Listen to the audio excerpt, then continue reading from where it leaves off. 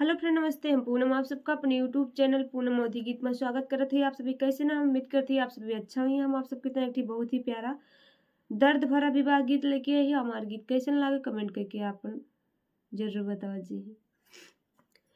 बेरिया की बेरिया तू है बर रे बाबा, अरे बर रे बाबा, अरे जीनी खो जा राजा राजा वाड़ रे लालनवा, अरे जीनी खो जा राजा राजा वाड़ रे लालनवा।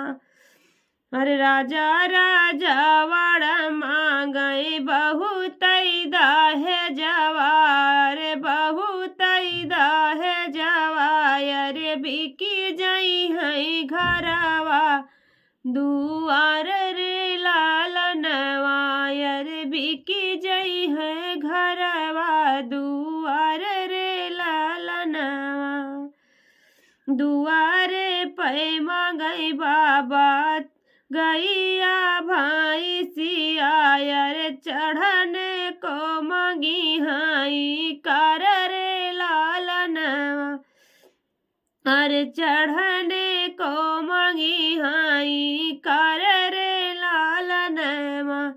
अरे माड़ाए मामा गई बाबा चेरिया नाउनिया, अरे चेरिया नाउनिया, अरे कोहबर माधेरिया तो हर रे लालनवा, अरे कोहबर माधेरिया तो हर रे लालनवा।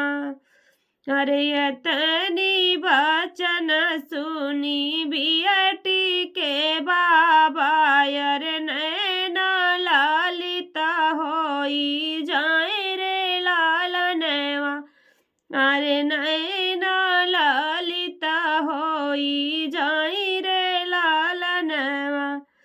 अरे गोदी में बैठाई मैया बेटी समझावई, अरे सुन बेटी राजा हमार रे लालनवा, अरे सुन बेटी राजा हमार रे लालनवा। अरे काहे के मंगे बेटी धना से दाहे जवाय, अरे काहे बिकी है बाबा तो हर रे लालनवा, अरे काहे बिकी है बाबा तो हर रे लालनवा।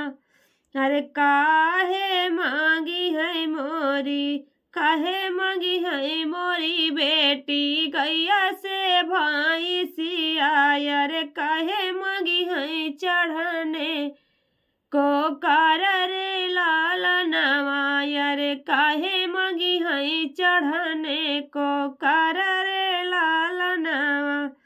अरे काहे मांगी है मोरी बेटी चेरिया नाउनिया, अरे चेरिया नाउनिया, अरे काहे हो बू तू ही पराई रे लालनवा, अरे काहे हो बू तू पराई रे लालनवा।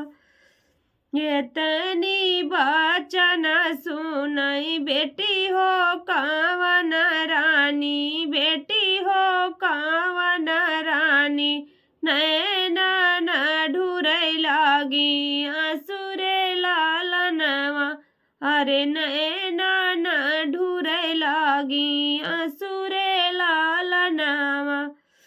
अरे दूधवा पिय के बाबा गैया भाई सिया, अरे दुनिया देखावै के दहेज रे लालनवा, अरे दुनिया देखावै के दहेज रे लालनवा।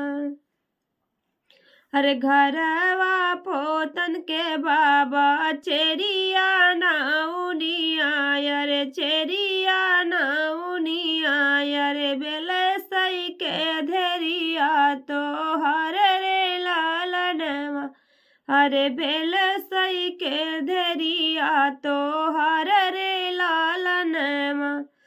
अरे बेरिया की बेरिया तू हई बरे जऊ रे बाबा, अरे जाऊँ रे बाबा, अरे जिनी खो जा